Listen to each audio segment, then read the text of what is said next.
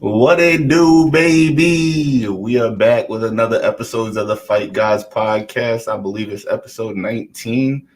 Here to bring you some combat talk and tell you what's going on in the fight world. Today, my man Will. What's up, man?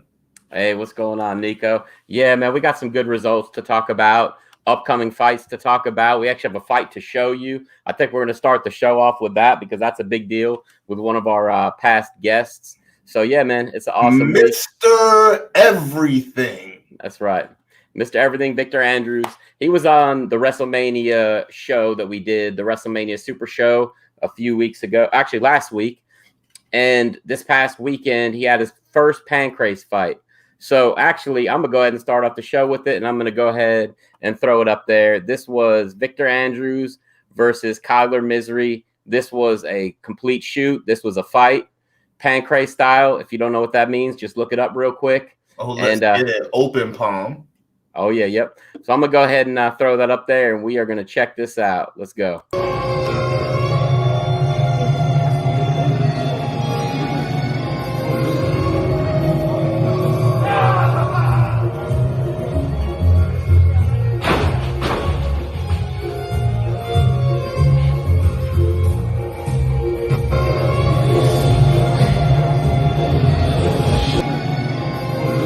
There we go. Oh, my guy. Yeah. Yeah. So, this was on a regular pro wrestling show. Let me see if I can get rid of this music real quick. Let me see something.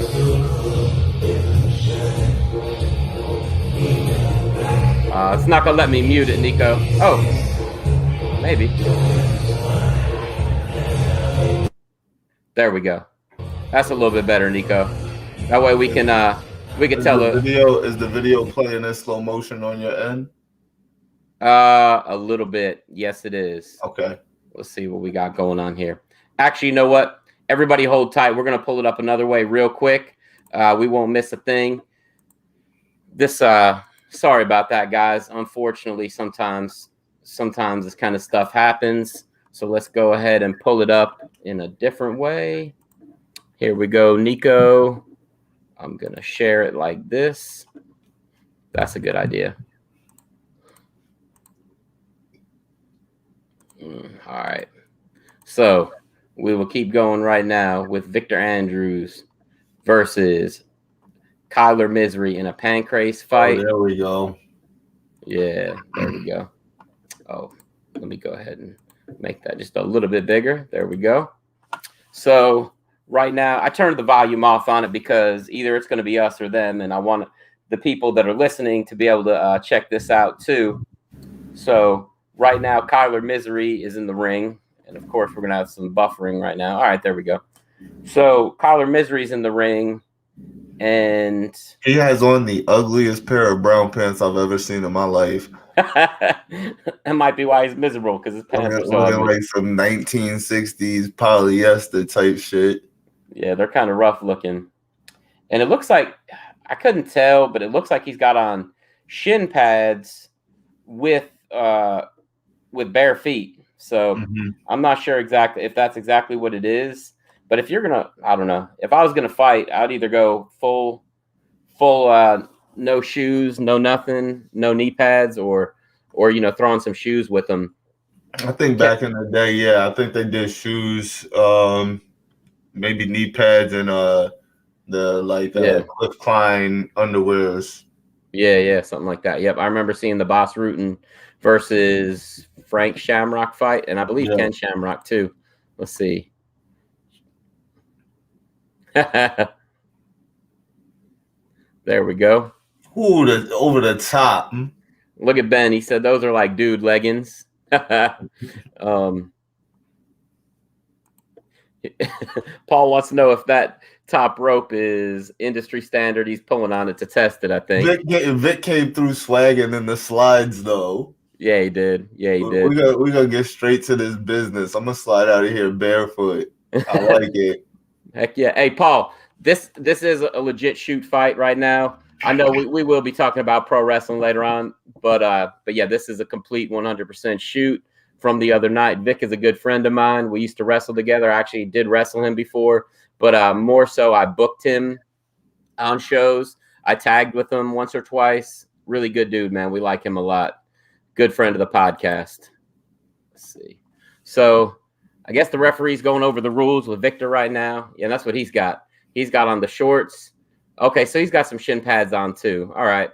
Maybe they did that to soften leg kicks or something. I'm not exactly sure. But, I think Vic is over there getting his final instructions from his corner man or something.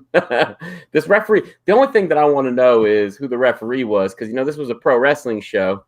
And they did a shoot fight in the middle of a pro wrestling show. So I don't know what kind of training this referee right here has. That's my only question about it. If they needed me to come referee this thing, I would have. You stripe up for this shit? I'd stripe up for it. Let's go, baby. I'll be the enforcer. Let's go. Bat Slayer. So, yep, getting ready to fight here.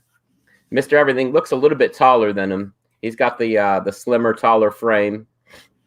Looks to be the guy in better shape. They start off trading jab right there.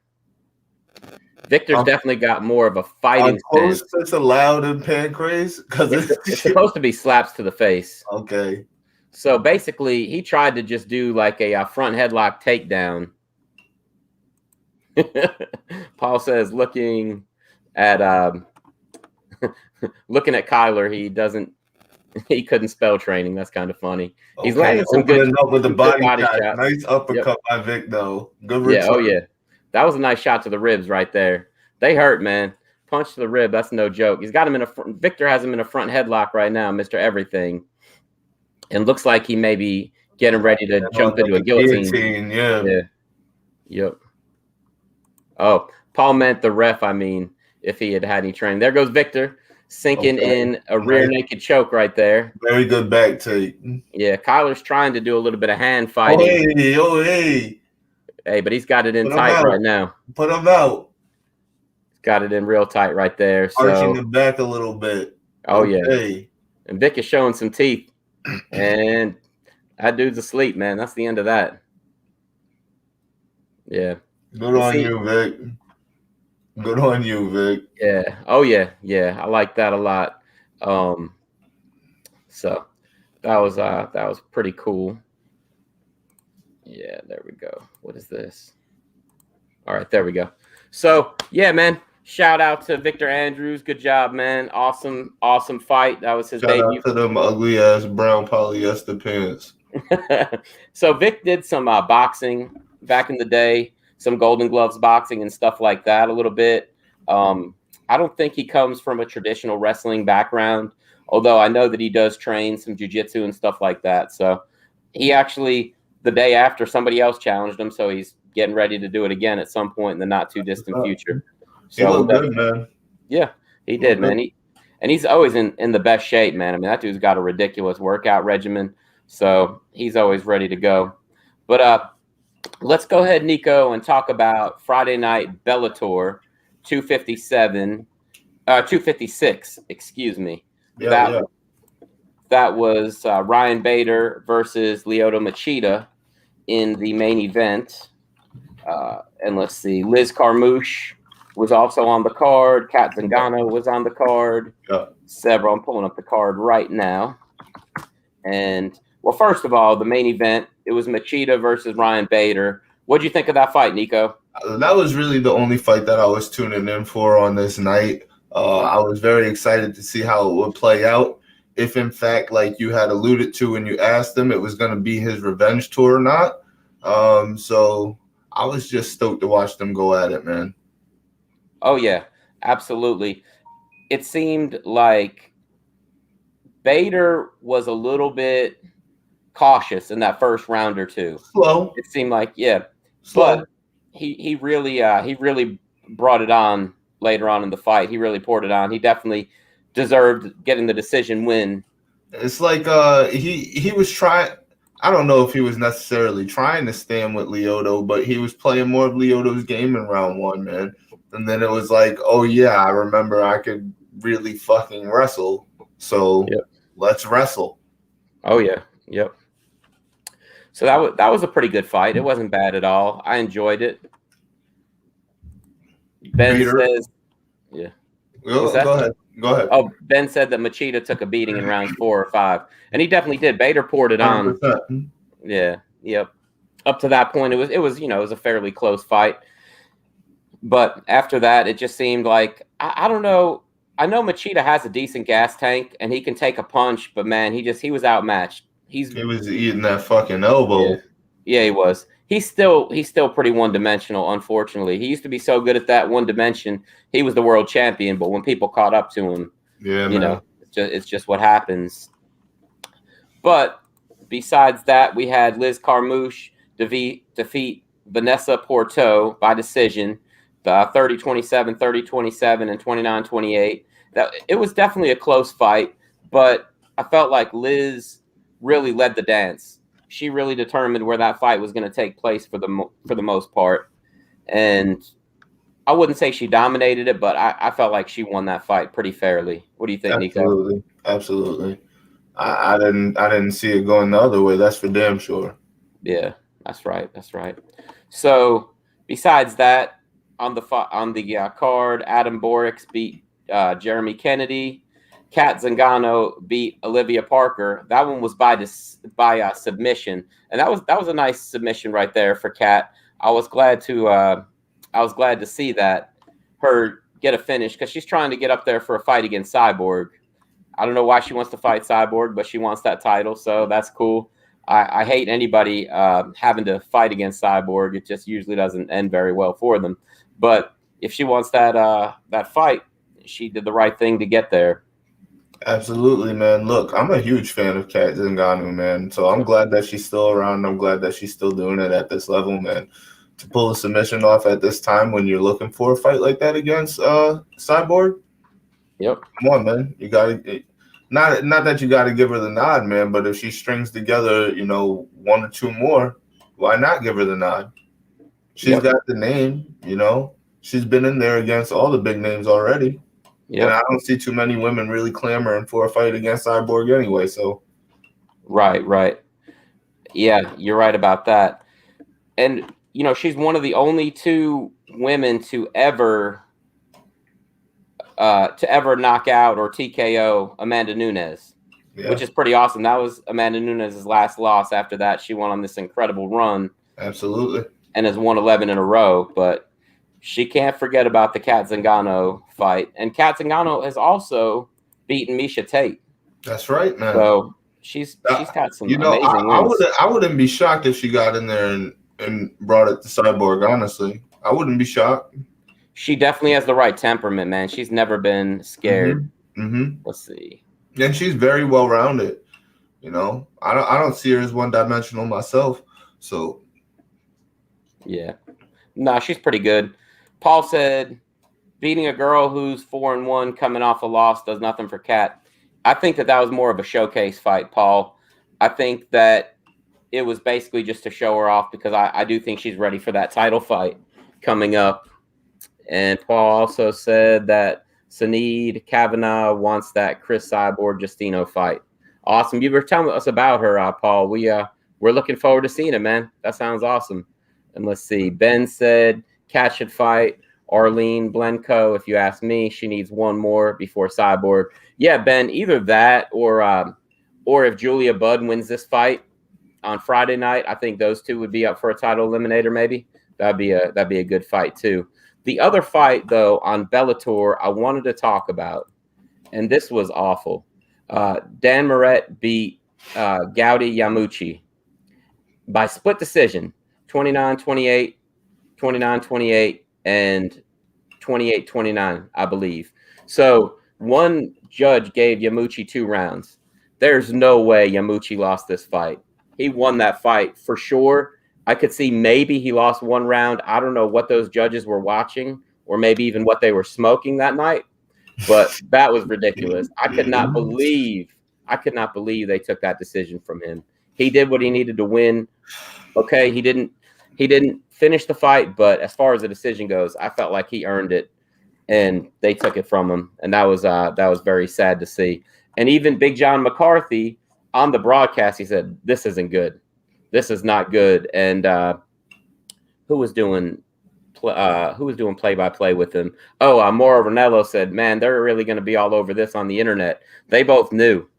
Both knew. Yeah. Ben says that the judges might have been smoking some of Sean O'Malley's weed, maybe.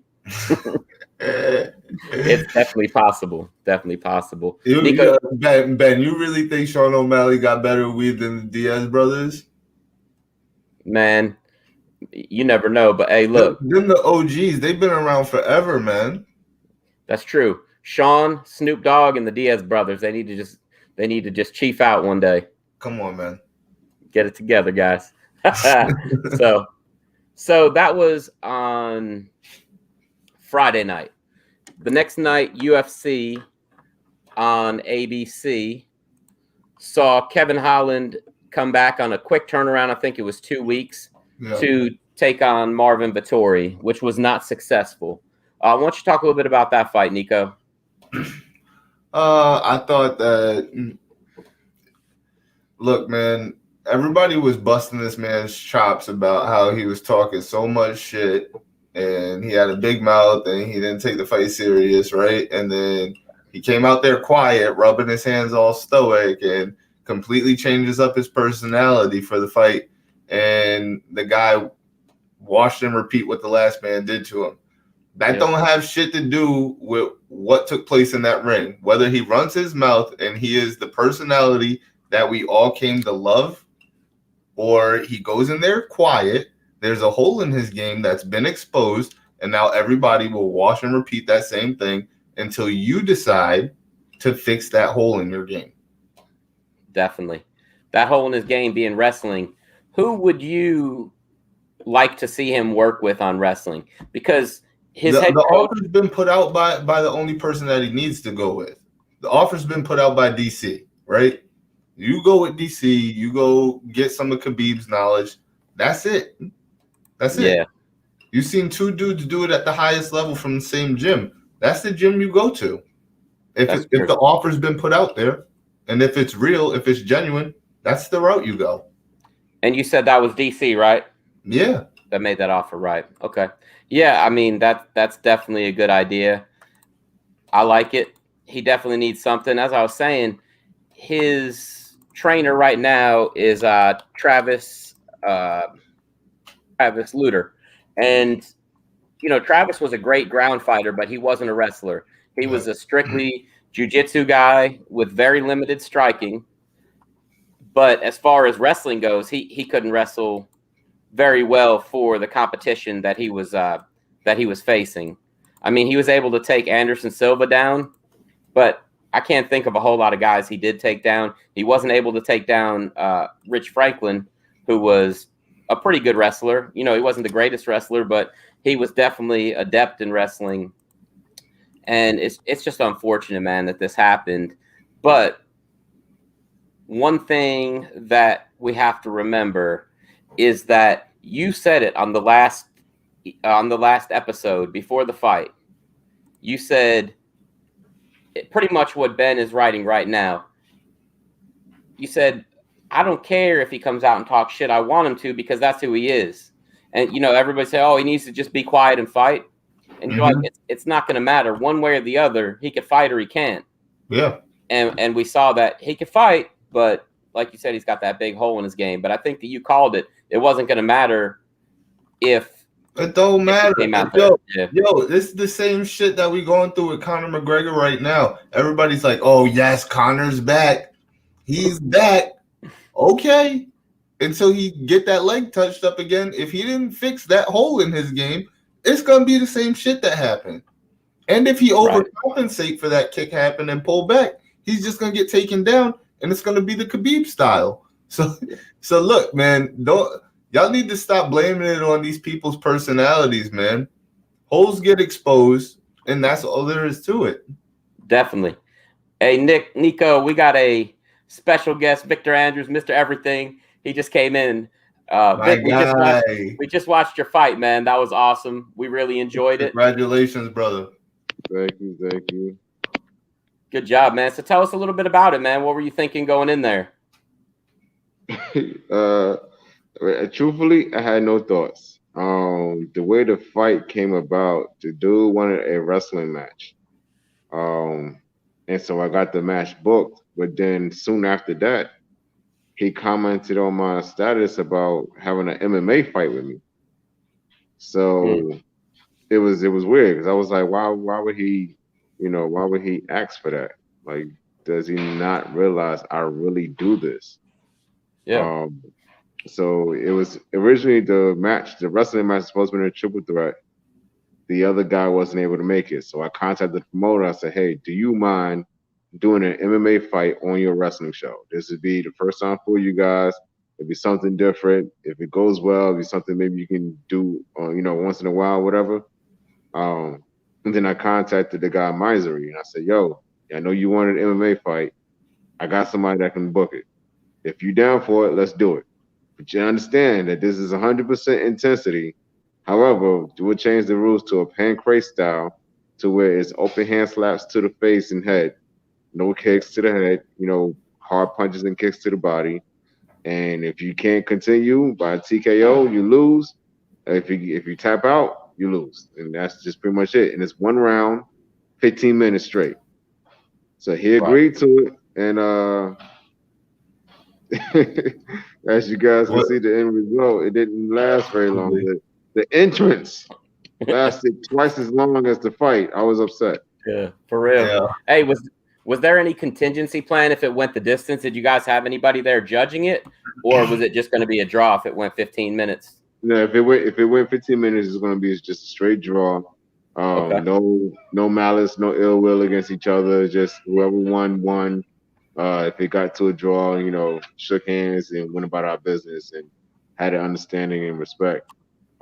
He respected me a lot more, because he came to the back after he got himself together. He was still conscious to a couple of guys that knew something about MMA and the medical part of it.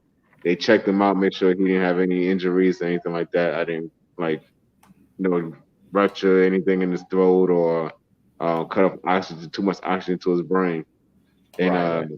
he said that he knew I had a boxing background, so he knew he couldn't compete with me in the stand-up. So he was wondering.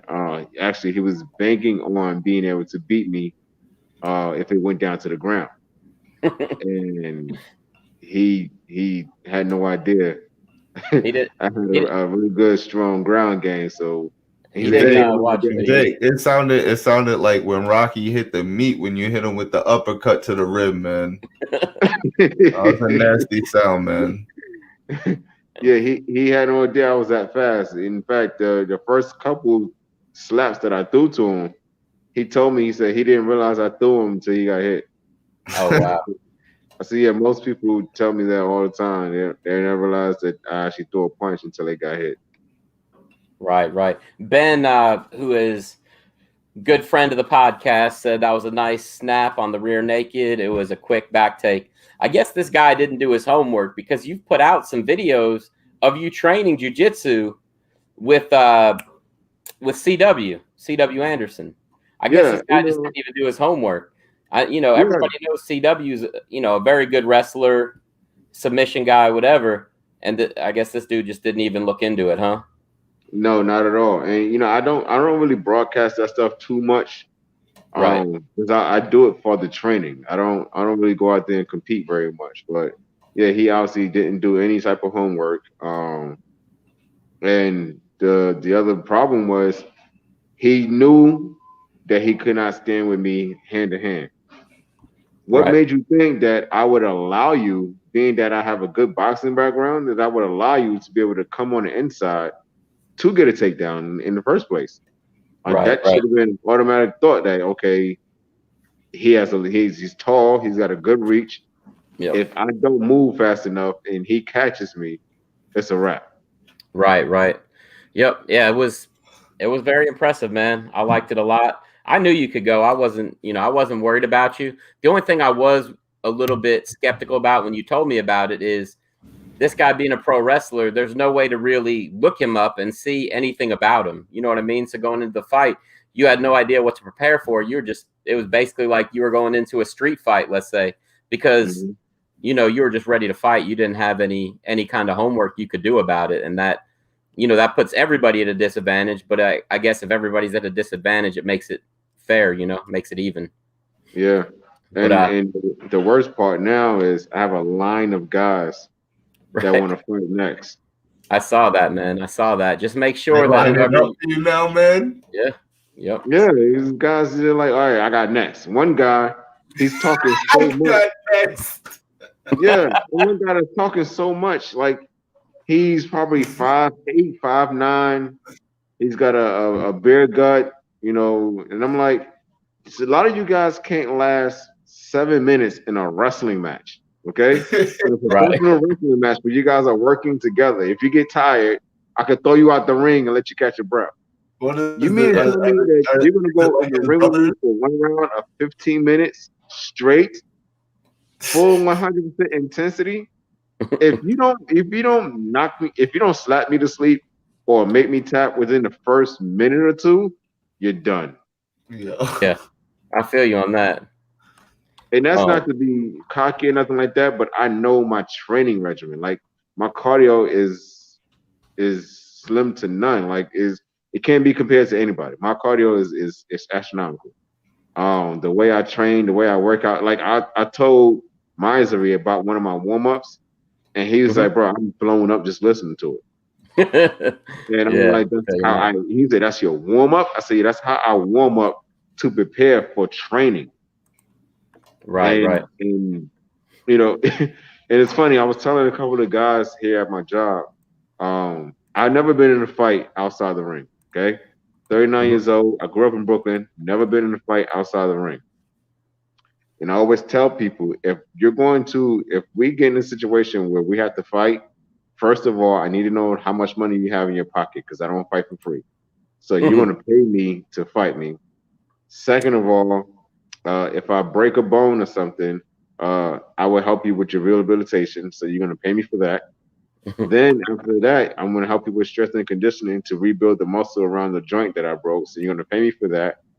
And then you're gonna pay me for training in MMA, fighting, whatever like that. So it's gonna be a very expensive ass whooping. And I always said it as a joke.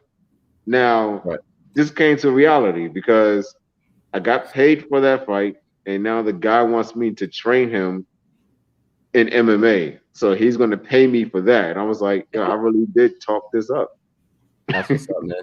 Hey, just make sure when you're doing these fights, man, you're getting paid good, man. You need to be making more than your normal wrestling pay for something like that, man. Yeah, definitely. This one was just I just take it and just run in there and finish this guy pretty fast. So these next couple of guys actually have some MMA promoters that actually want to host these fights. So I'm gonna get in contact with these guys. I'm like, look, if you're serious, I got a guy that can put on a legit MMA fight. It won't be at a wrestling show where the fans are gonna be confused what's going on. It doesn't take away from the wrestling show because I feel like we kind of took away from the wrestling matches. And if you're really serious, just go out there and bang. And if you win, good. But when I win, hopefully you'll think about it next time before you do something like that again. Definitely.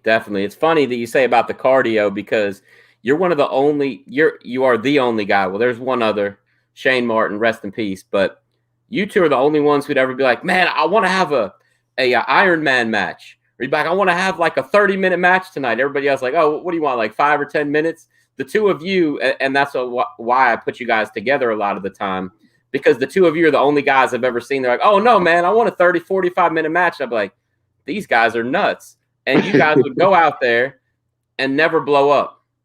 I mean, you would come back to the back and drink your milk and be like, man, I think I did everything I wanted. You know what I mean? Like you were just ready to go. Like I could have sent you back out there after a 30-minute match. Like, hey, Vic, man, we need to put on one more match. Go ahead and go fight the security guard or something like that. And you'd be like, all right, because your cardio is like that, man. I've never really seen that a whole lot in wrestling.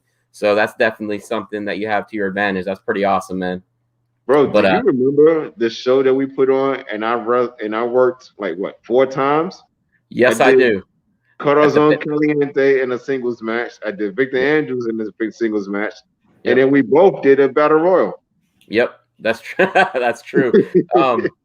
You did 2 or 3 matches that was at the college, but you did 2 or 3 matches at the Pit Pass also against you remember you wrestled against Miles Allen. Oh, and then you wrestled against Uga Booga and Lou Marconi, I think the same day. Yeah, something like that. To win the title that night, yeah. Yeah, so hey, you're always good with the cardio, man. But definitely Vic, let me know when you're gonna have another fight, man. We want to have you on here again, talk to you about it, all that kind of stuff, and chop it up a little bit. Nico, you have anything else you want to talk to Victor about before he goes? Nah, man. I just thought that it was great with the back take and the way that he snapped on the rear naked, and just early in the beginning with that like jab duck slap right to the side of the face. It was tight, man. It was tight all around. Yeah. Man. Awesome. Oh yeah, real good stuff, Vic. Hey, thanks for joining us, man. We'll get together and we'll have you on again soon. Okay. All right, yeah, gotta take it easy. Thank you for having me. Thank you, man. Take care. Bye. That was Victor Andrews. We just wanted to have him jump in real quick. We will get right back to the UFC fights from this past weekend. Is that what we were talking about, Nico? Yeah, we'll get back to Holland versus Vettori here in a minute. But we just wanted to let Vic come on and talk real quick. We don't always have the fighter that just fought. We don't always have the luxury to have him on the show, so that was pretty cool. But anyway, Nico, back to Kevin Holland. And really, actually, let's get back to Marvin Vettori, because I feel like everybody's saying that Kevin Holland lost the fight, but really, Marvin Vettori won that fight. That's right. He came out there. He looked great. That's number right. one. Paul had said, if anything, the Vettori fight, it might have benefited him to talk shit. Vettori is an emotional guy. Maybe, Paul. I mean, Vettori is an emotional guy, but I don't think it would have changed the outcome much at all. Now, Nico, and we'll talk more about the Conor thing. Vettori tried to stand with Holland early on, and Holland got his shit off. Yeah. So he went to that wrestling well, man. He had to, man. Yeah. Absolutely. Yep, definitely. And you know, you were bringing up Conor and talking about that, and we'll talk about it as it gets closer to fight time. I see a big difference between Conor just being himself than being this like, oh, I'm a nice guy routine, because we all know he's not that nice guy that he was going into the second Poirier fight. But going into the third one, I was just saying I feel like he'll be more comfortable and probably perform better, in my opinion, if he's just himself, not putting on an act. You know, that sometimes people have to psych themselves up that way. Yeah. You know, if I'm going to go in somewhere and I'm going to act like I'm the greatest basketball player of all time and act like you suck, it's going to hype me up for that game, maybe. So with him doing that with Dustin Poirier, I feel like he'll, at least in his mind, feel like he's ready to fight more than he was this last fight. The whole fight week, it just didn't even seem like the same guy that we were used to seeing. Mm-hmm. I mean, he was too complimentary. And like I said, we'll talk about that as it comes up. But I just want to explain that to you real quick, what I meant by that. I think it's a little different than the Holland thing. Yeah. But at the end of the day, you know, we'll see if it does change anything. And like you said, there's that big glaring hole with those leg kicks. And if he can't fix it perfectly, then he's going to have another problem. And right. I'm going to be honest with you. I think that Dustin's whole camp right now is going to be wrestling and submission. That's right. That's what he should do. And when he goes out there, he should wrestle the hell out of Conor until he can make him submit. Yeah. That's the game plan for the second fight. You won the first fight, good game plan. Now they're going to be looking for those leg kicks. Don't throw one leg kick. Go out there and wrestle him this time. Mm-hmm. And then when he's so tired of getting taken down, then you start the leg kicks. That's right. And then, you know, his hands will be heavy by then, everything else. And so that would be my thought. I agree. I don't even think he had the chance to showcase everything that they had planned for Conor. I think he was planning on 5 rounds. Mm-hmm. Mm-hmm. I could see that. I just think that once he exposed it and he saw the weakness, he just kept going. Right. So Vettori won that fight by a shutout. I think one of the judges had it 50-44. Holland, like you said, the few glimpses of his stand-up were amazing. But that hole was out there, man. And like you said, if he can get with DC, I think that definitely would help him out a lot, because that wrestling is just sloppy. The other guy who would be good to work with too, and probably doesn't have a whole lot going on after Saturday night would be Ben Askren. He'd be good to bring in as your wrestling coach too. If you don't go with DC, go with DC. But if you don't, there's a contingency plan. But anyway, Marvin Vettori won that fight pretty handily. In the co-main event, Arnold Allen won a decision against Sadiq Youssef. And man, Allen looked good. I was surprised. He was the underdog, and he came out there to fight, man. He really made him a name for himself that night, and he looked great. What'd you think? I agree, man. I agree 100%. He definitely went out there, made a name for himself, got the fucking job done the way that he should. So 100%, bro. Oh, yeah. And he did it on the right stage. You know, UFC on ABC. It's showing on ABC. At the same time, it's showing on ESPN Live. It was awesome. And Ben says Allen has looked great his last few fights. He needs a top 5 guy next. Absolutely. I agree. Ben. Yep. 8 straight wins in a row, Ben said. So, yeah, he definitely needs a top 5 guy. He looked outstanding that night. And as I alluded to a little earlier about Holland, well, he really did look bad. Sadiq Youssef didn't look bad.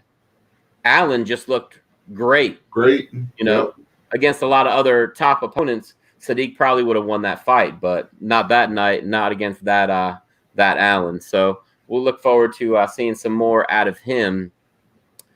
The next fight on the card, well, the fight before that on the card, we're working backwards, was Smiling Sam Alvey,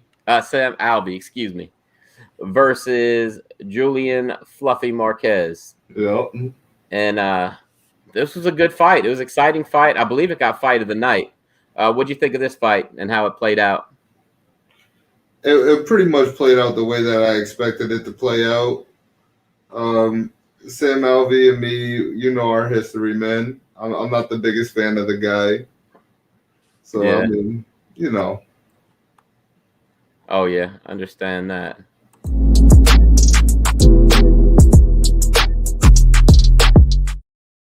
It's facts, bro.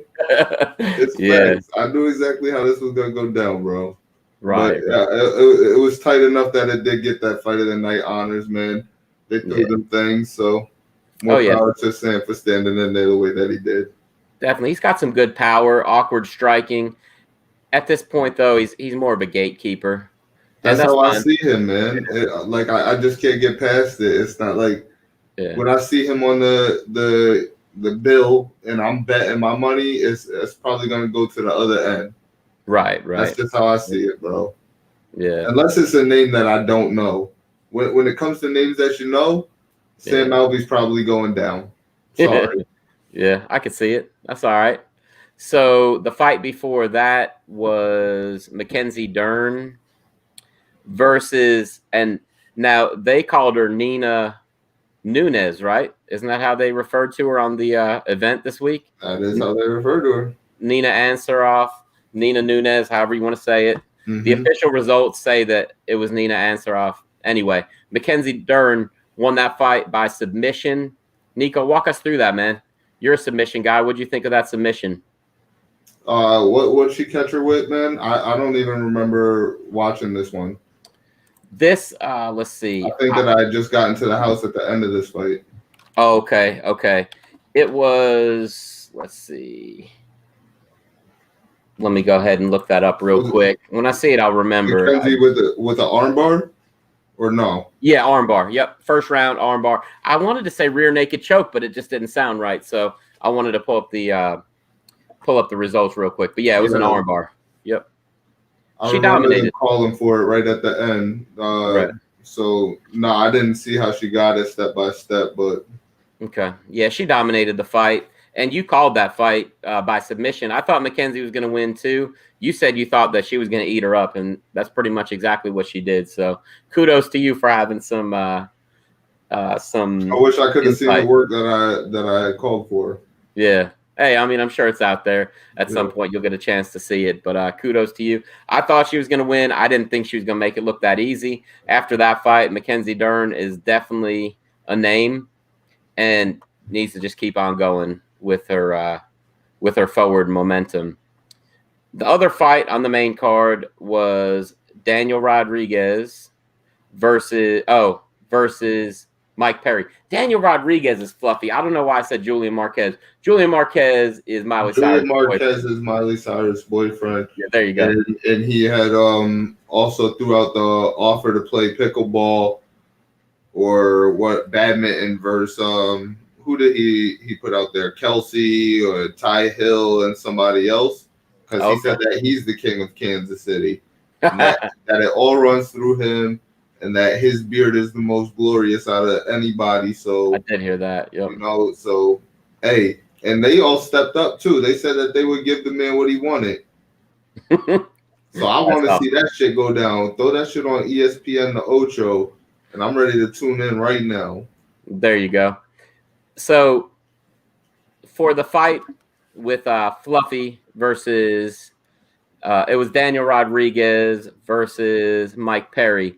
Yeah. I remember specifically you telling me Mike Perry was going to win that fight, but I think you were just messing around with me because you're like, oh, I'm going to go off a little bit. I told you Daniel Rodriguez is just more of a complete mixed martial artist. I mean, at the end of the day, that's how it is. Hey, why I can't rock with Jersey Mike? Hey, Jersey Mike is the man. Why not? Why I can't rock with Jersey Mike? No, hey, he is the man right there. I want to sub right now. Just even talk about Jersey Mike. Platinum Mike is done. He's done. He's dead. He's buried. He's gone. It's Jersey Mike now. Jersey Mike. So nah, man, I was definitely just going off the rails a little bit last week when I had chose Mike Perry to win this fight. Yep. Well, see, coming into this fight, Perry had a few months where him and Darren Till were going at it online. And they wanted to fight each other. They were talking shit about each other, yada, yada, yada. After the fight, Darren Till put out a real heartfelt tweet to him and said that he wanted him to come work with him and help him become a complete mixed martial artist. I really like that. What do you think of that? He's gonna need it, especially giving up 145 total strikes and 129 of them being significant. He definitely gonna need the help. Yeah, that's facts right there. You right. can't give that shit up and only be returning 65 in the process. Yep, that's true. There's something that needs to change, dude. At some point in time, you got to get with a legitimate camp or somebody who can mentor you in the right way, and that be that. I thought that he was going to do it with Yoel Romero. Oh yeah, yep. I thought that was the thing too. He's got to get serious, man. His character, of course, is going to keep him around, man. Yeah. Oh yeah. Dana's going to keep him around just solely based off of Mike being Mike. Yeah. But you got to want more at the end of the day, dude. And in order to get it, something has to change. I agree with you. I think that, like you said, his personality will keep him around. It's kind of like Chris Lieben. Mike can lose 2 or 3 in a row and then come out and knock a few people out, and he didn't lose any credibility. He'll never be the champion, but he'll put on some exciting fights. Yeah. So I definitely think that he should take Till up on his offer, or I don't know, maybe he should contact somebody else. But one way or the other, like you said, he needs a good camp. I would love to see him at Greg Jackson's, because I think that would be a good place for him to go to become a complete martial artist. So, they're very good at polishing people up, and I think that that's probably what he could use at this point. So, enough of the UFC on ABC. This weekend, there is a Bellator event, Bellator 257, and that will be taking place on Friday night on Showtime. The main event on that one is going to be Vadim Nemkov versus Phil Davis. You also have Corey Anderson versus this dude whose last name is Yags, because I can't say his whole name. It's Yag Shimurda Shamash. Very nice. Yeah. Oh, hey, he's Russian, man, and he's gonna be killing people, and you'll see. But also on the same card, we got Paul Daly versus Sabah Hamasi and Veda Ortega versus Desiree Yanez. That's the main card, and in the prelim card, the main prelim card fight is Julius Angliscus, your boy, versus Gregory Millard, and a female fight between Julia Budd. She's the #1 ranked for the championship against Cyborg. She's the one who lost the title to Cyborg, and she's taking on a newcomer, Dayana Silva, who is a champion in Brazil and a very highly touted rookie in Bellator, or newcomer, I guess you'd say. But it's a pretty good fight, man.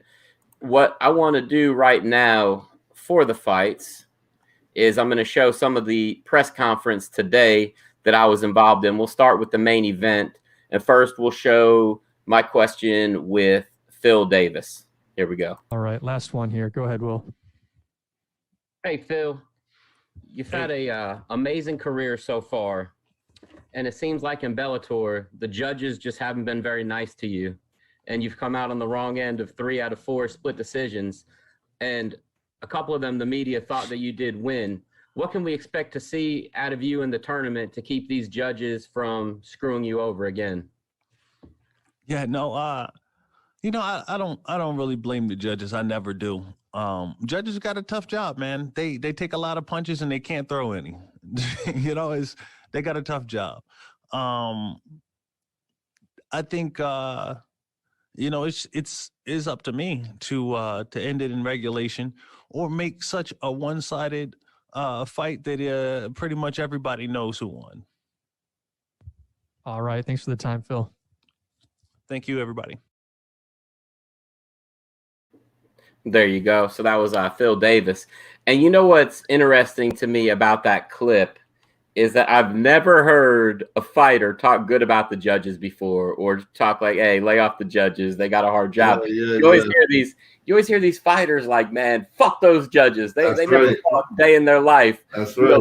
So I kind of enjoyed that. I like that answer. Class act for that. Maybe trying to get on their good side so he can get more shit to go in his favor.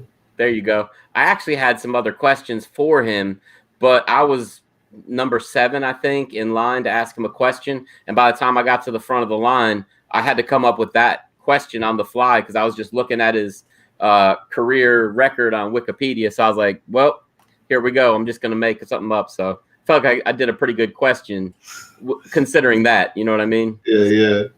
So, So I also got to talk to his opponent, Nemkov, who's the champion right now and is going into the tournament as champion. And I think he's the number 2 seed, actually. I think Bader's the number 1 seed, actually. But he's fighting Phil Davis. Nemkov is this Friday night. And let's go ahead and hear from Nemkov right now. Hey, Vadim, this is Will from the Fight Gods. Coming into this tournament, you're the champion. Number 1, does that add extra pressure to the tournament to you? And also, coming off of the win over Phil Davis by split decision, what can we expect you to do different to win a more dominant fight this time? Вадим, меня слышно? Да, Ром, слышно. Вадим, ты сейчас входишь в это гран-при как чемпион. Оказывает ли это на тебя дополнительное давление? И потом будет второй вопрос. На первый ответь. В это гран-при я вхожу в статусе чемпиона. Ну, я постарался выкинуть эти мысли из головы. Сейчас я вхожу в это гран-при как обычный боец, и моя задача просто зайти и выиграть это гран-при. Ну, все равно так как... Давай. Yes, I'm on this Grand Prix like a champion, but I try to move these things out of my head. So I enter on this tournament like a regular fighter, and I just want to win. Second question. И второй вопрос. Первый, да. Ну и для меня главная победа. А пояс это уже... For me, it's... Пояс для меня главная победа. For me, it's much important right now. It's to win this tournament, not the belt. Прошлый твой бой был с Филом близкий. Он был закончился сплит-decision, раздельным решением в твою сторону. Скажи, пожалуйста, какие у тебя мысли, как ты хочешь закончить этот бой сейчас и что ты для этого будешь делать?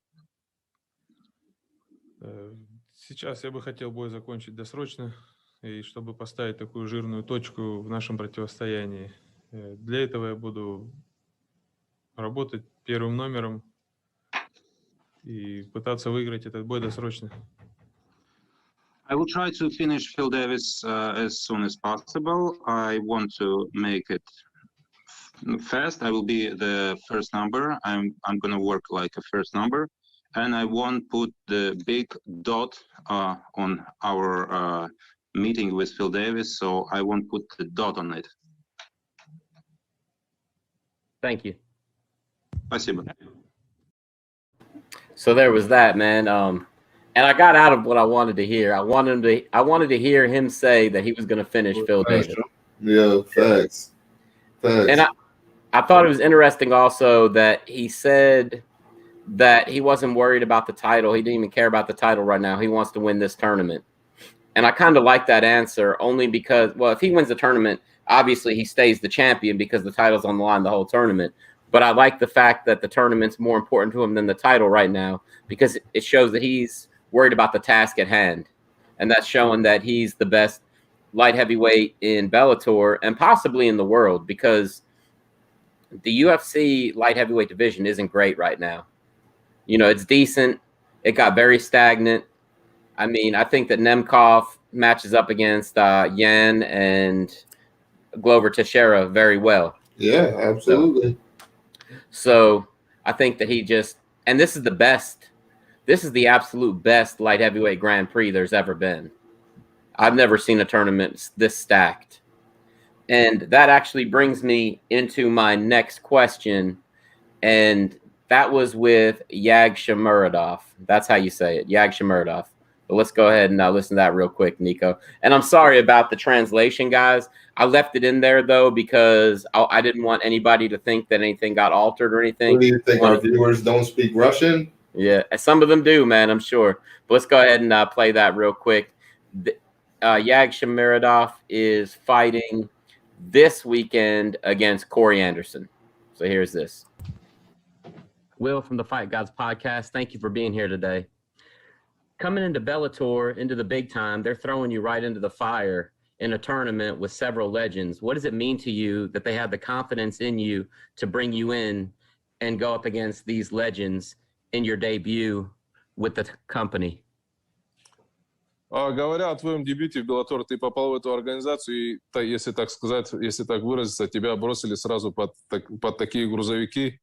Сразу много таких больших и легендарных имен участвует в этом гран-при. И как вообще это скажется на твоем дебютном поединке, если от этого какой-то у тебя груз? Да нет, если честно, никакого груза нету. Если они какие-то большие грузовики, ничего страшного. Мы тоже не маленькие.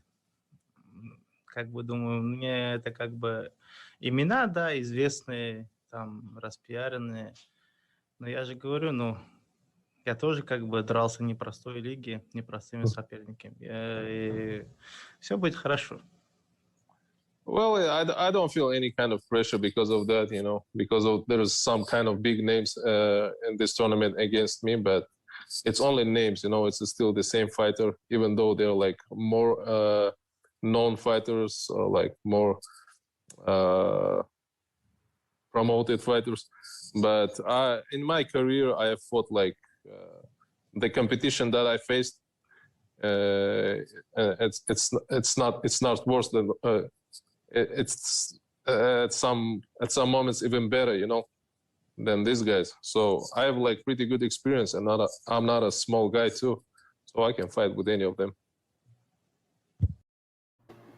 Nico, did you see the beard? First of all, that beard was magnificent. Did you see the name? Yes, I saw the name.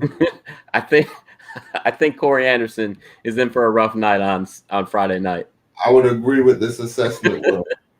And I learned that from you, man. I look at the facial hair, where they're from, the name, and he's got the Muradov on there.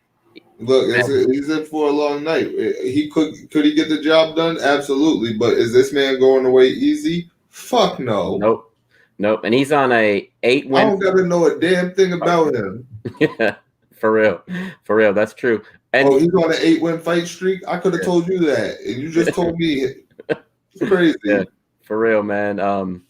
But yeah, so I thought that was a pretty cool answer. I liked him. I like the fact that he said that he's fought better fighters than are in the tournament. Mm-hmm. They're just not as famous. I thought that was really cool and interesting too.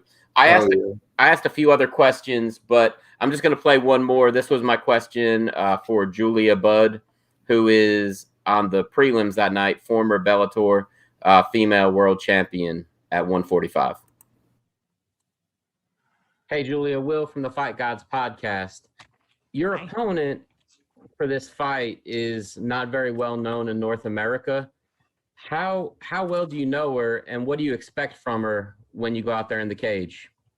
I study all my opponents, and I know they study me. So she's been in the game for a long time. She's been fighting since 2009, and so I've been watching her fight, and I've known of her.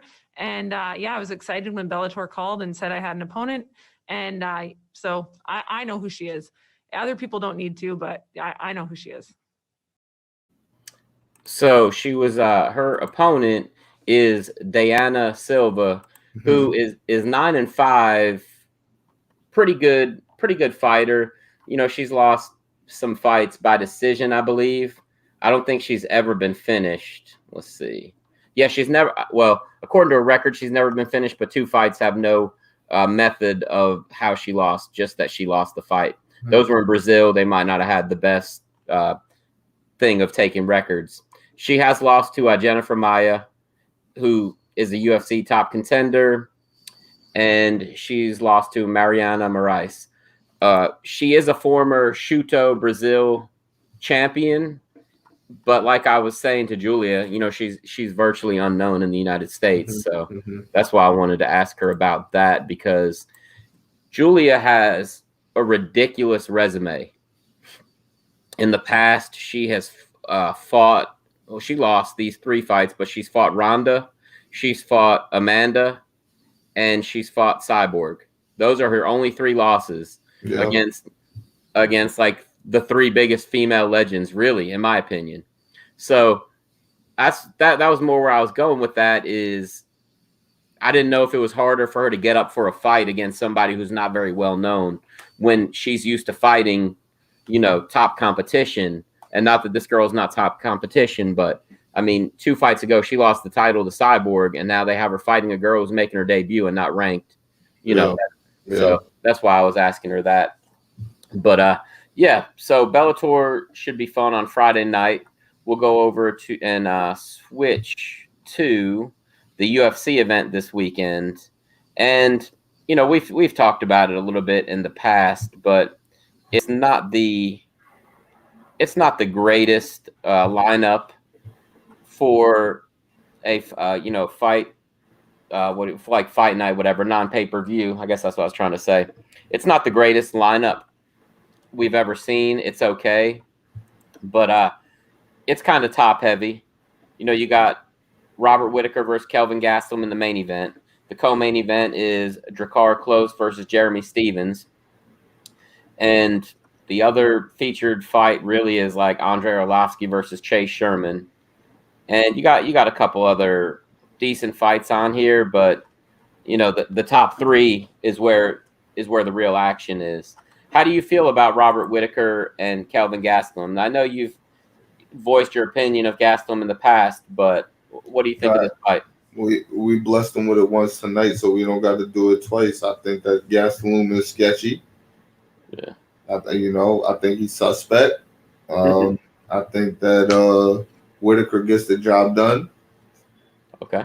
But it should be a nice fucking fight, dude. I see Whittaker going to the wrestling well, though.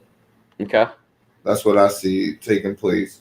Definitely some good exchanges on the feet, but I think if Whittaker is going to get the job done in a dominant fashion, he's going to have to go to that wrestling well. Right. I can see that. Do you think that he finishes Gastelum? I wouldn't go that far. Okay. So you see it by decision for Whittaker? Yeah. I'm with you on that one, man. I totally agree. And I'll tell you why. I think that besides the and if Gastelum wins, I think it will be by knockout. Yeah. Just catch him. Yep. Okay. I think you're right. I think that, you know, thinking back about Gastelum's career without looking it up, the only time I ever remember him getting finished was that. Oh, boy, it's been 2. One was that fight against Jack Hermanson. I think it was like a leg lock, which is kind of fluky all in itself. But then the other time he got finished was when he knocked out Chris Weidman and then got dragged to the ground and submitted, which was ridiculous. That was kind of fluky too. That was just Kelvin not being very smart and thinking, oh, well, I'm just going to let Chris go ahead and get up. I'm going to get away from him. I've already basically TKO'd him. I'll do it again. And then I think he ended up getting rear naked choked in that fight, which, like I said, that was kind of ridiculous. So I don't see really Robert finishing Kelvin, but I definitely think that he will dominate the fight. And kind of like last weekend, I think that Robert is good enough and well-rounded enough that he can determine where the fight takes place for the most part. And like you said, if he wants to use his wrestling, I think that's a good idea. Kelvin has shown in the past where he could get dominated by guys on the ground. Yep.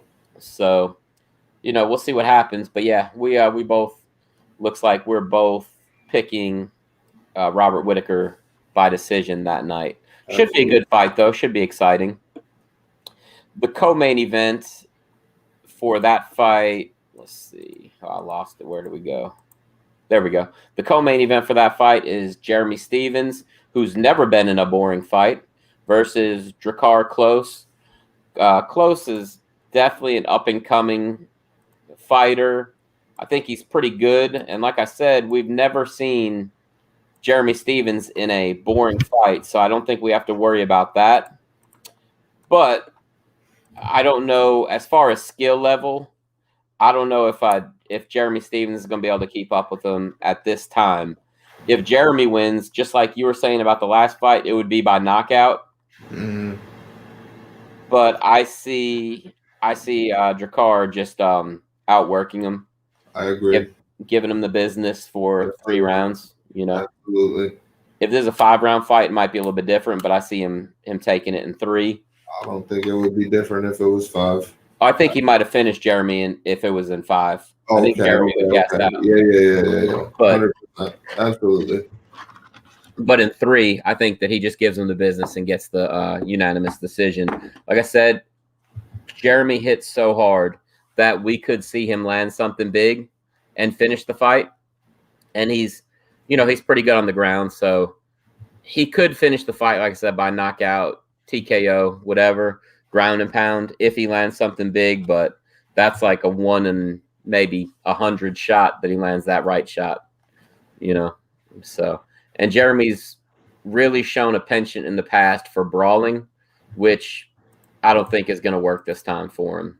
So, not against your card. No chance, man. Nope. I totally agree. The next fight, I can't believe Arlovsky's fighting again already. That's my guy. That is your guy. So he's going to be fighting Chase Sherman. Chase is coming off of 4 wins in a row. He had left the UFC after getting knocked out by Sakai, and he won 3 fights in a row on island fights. Came back and knocked out Isaac Villanueva in the UFC, and that was back in May of 2020. So coming in this fight, he's won his last 4, and Andrei Arlovsky has won 2 of his last 3. His last fight, though, was against Aspinall in February. So, yeah, that was 2 months ago pretty much, and he lost that fight by submission in the 2nd round. Kind of a good fight, but he didn't take an amazing amount of damage, so looks like he's ready to go again. What do you think of this fight? Get that paper. That's what I think about it. Get that paper, Andre. Yeah. I know what he here for right now. He only got so many years left, so he gonna roll these fights over. As long as he not in there too long, he not taking too much damage, he gonna keep rolling these fights over. Get that paper. Right. Yeah. Both of these guys, if you look at their records, even though Chase has only had 21 fights, I believe 21. That's right. Yeah, 21. And Andre has had 52 fights. That's right. They both have knocked out and been knocked out a lot of times. So I'm going to go ahead and say this. For any of the bettors listening to this show right now, bet that this fight does not go the decision. Yeah. Because it's not going the decision. One of these guys is getting knocked out. And Nico, I'm going with my heart. I'm an old school guy. I'm going to go with my heart. I'm going to say Andre. That's my guy. I'm going to say Andre Arlovsky. That's my guy. In the 1st round by TKO. That's my guy. Yeah, I know you like him, man. He's been around a long time. Yeah, I'm going round 1 as well. I'm going round 1. This is getting kind of scary, man. Let him fly. This is kind of scary, man. We're betting on the top 3. We're both picking the same guy in the top 3 fights. That usually never happens, but that could be a good thing. That could be a bad thing. Who knows? But besides that, there's a couple other fights on the UFC to keep an eye on. But we're going to go ahead and switch over real quick because it's everybody's favorite topic. The other fight that night, going up against the UFC on pay-per-view. Go ahead, Nico. Tell them about it. My fight. Jake fucking Paul versus Ben Funky Askren. Yep. I cannot wait, bro. This is hit a fever pitch at this point in time, man. Who is not excited about this fight? If you tell me you're not excited about this fight, I'm gonna tell you you're full of shit. I call bullshit. You're excited about this. And if you say that you're not excited about it, tell me how it's gonna play out. Yeah. And be confident when you tell me how it's gonna play out. I want to know, damn it. Right. I'm torn right now. I'm like American wrestling to the day that I die. I want to see Ben win in the worst way, but I can't bet against the problem child, dude. I can't do it. I can't go against the problem child. Jake Paul looks good to me. Yo, dude look like a snack, man. He look good to me, man. He about to do something. He about to do something crazy, bro. Yeah, that's true. I know that the fans don't want to hear it. They don't want to hear it.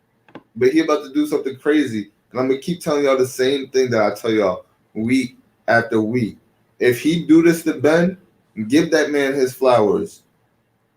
And if Ben do it to him, don't shit on Ben by going, "Oh, it's just a YouTuber." Nah, the kid got some skill to him. He does. He does. I'm with you. I want to ask you about two aspects of this fight now. Number one. What's up?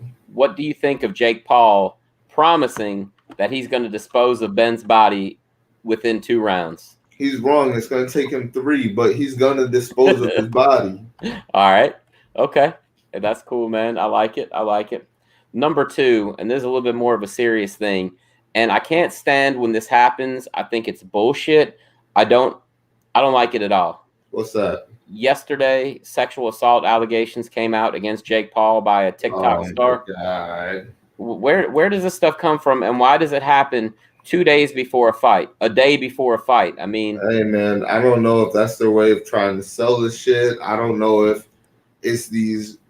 Yo, man, you can't even say shit like that in this culture, man, or you get canceled out here. So it's like, bro, I don't know what the hell is going on, man. You don't want to assume that anybody is doing this to him because they know he got money and they trying to get in his pockets, right? You don't want to make that assumption. But it's like, come on, man.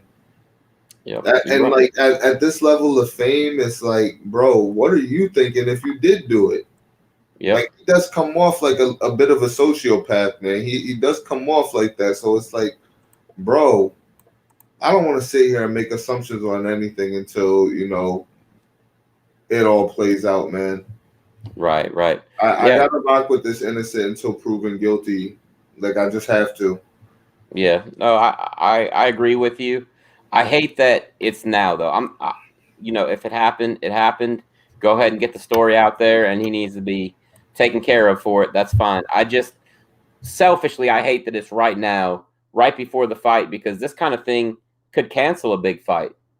We've seen stuff like this happen, and a big fight gets canceled. It's unfortunate, the timing. That's all I'm saying. No, I agree with you.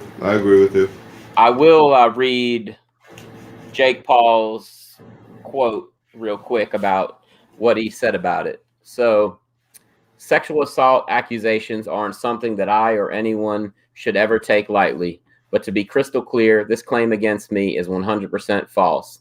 Not only have I never had any sexual relationship with this individual, but this claim is solely a manufactured accusation and a blatant attempt for attention during a highly visible fight week. Make no mistake, I plan on pursuing this defamation of character case to the fullest extent of the law. There are irreparable damages from these types of accusations, and more importantly, false accusations of this nature diminish those who have truly been victims of misconduct. Absolutely. Hey, man, that was a well-written thing. I don't know if he wrote that or his PR guy, but that was as good of a statement as he could have made. Absolutely. So, with all that being said, and like he said, he mentioned the unfortunate timing too, and I hadn't even read that statement yet. That was the first time I'd even seen it. A lot of the time I just try to do this stuff on the air so we could get like a live reaction. Mm-hmm. I don't think that he's going to beat Ben. I really don't. And it's just my opinion. I just think that Ben is going to be a little bit too much man for him, I guess is the best way I could say it. I don't think Ben's a good boxer. And I don't think Ben's going to outbox Jake Paul. Have you seen the latest footage of his hands? I've seen some. Like a 12-minute clip of his hands, like 2 days ago or so. Ben Askren did, and he looked good. Okay. He ain't look bad, man. He ain't look bad. Okay. I just think that as far as an athlete and a world-class competitor, you just don't get much bigger than Ben Askren. I agree. And I think that's going to come into play. And I think that every round that Ben Askren stays in the fight Yes, sir. is going to mess with Jake Paul's head. And I just think that Ben is going to end up winning a decision. I don't see him knocking Jake Paul out. I just see him. The later the fight goes, the more it's going to start swaying into Ben's favor. The later rounds are Ben's rounds for the taking. Definitely. And everybody needs to understand that right now. The pace that he's going to be able to set and continue at a longer clip is totally different than what Jake is able to do. Right. Like I've seen Jake run some crazy fucking sprints. Like I follow this track star as well, and Jake goes on the track with him, and they run sprints nonstop. But Ben is an Olympic level athlete, guys, and arguably one of the toughest sports to do this in. Yeah, like it's different, man. It's different right now. Y'all got to understand that the later that this goes, the more it's going to sway into Ben's favor. But early on, that young bull, he's coming at you hot. You 36 years old coming off a fucking hip surgery. That young bull coming at you hot, man. So you better protect your neck at all costs. Yep. And you got your brain rattled by Masvidal. I know it was a one-time thing in the grand scheme of your whole career, but that one-time thing was a fucking car accident, head-on collision, buddy. Yep. So you better protect your chin. Ben has a new hip, my guy. What's good, fam? From Yared Vasquez. That one of your friends, Nico? I can't call it, probably. That's all right. Well, look, so we're going against each other on that fight Saturday night on pay-per-view. That's cool. Something interesting that I saw today, Nico, that I wanted to mention to you. Mm-hmm. On the undercard of that fight, there is a light heavyweight fight between Joe Fournier, Fournier, versus Raycon. Raycon is a reggaeton artist. Did you know anything about this? Apparently, they had an altercation. Raycon, I thought them was glasses. Yeah, Ray-Bans. Now, so this guy that this reggaeton singer is fighting is a pro boxer who is 8-0.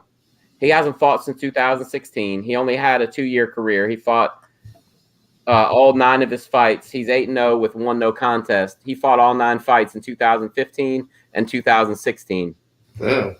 But it just strikes me as strange that a reggaeton artist is just jumping in there with a pro boxer. I mean, hey, maybe he's a tough guy. Maybe he's a street fighter. Who knows? What are you talking about? Bad Bunny just hopped in the ring versus Miz and Morrison. Oh, man, don't even bring up that joke. Like, what are you talking about right now, man? That's terrible. What do you mean? What are you talking about? Yeah, oh God. Why not? Yeah, hey. Why not both? This whole thing is just like it's ridiculous, man. It's like a traffic accident that you can't look away from. This whole thing is a car wreck, but I can't wait for it. Like you said, it's exciting. You know, we also have the Steve Cunningham versus Frank Mir fight. All these fights, we don't know what the hell we're gonna see. That's Triller has really okay. There you go.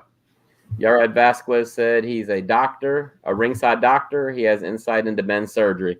Awesome.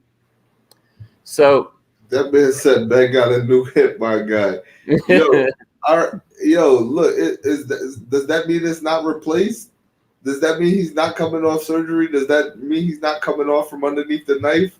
No, he does. He's got a new hip. That was what Yared Vasquez had said earlier. So no, he did. He is coming off the knife. Was the hip replacement surgery? No. Yeah. No. All right, facts.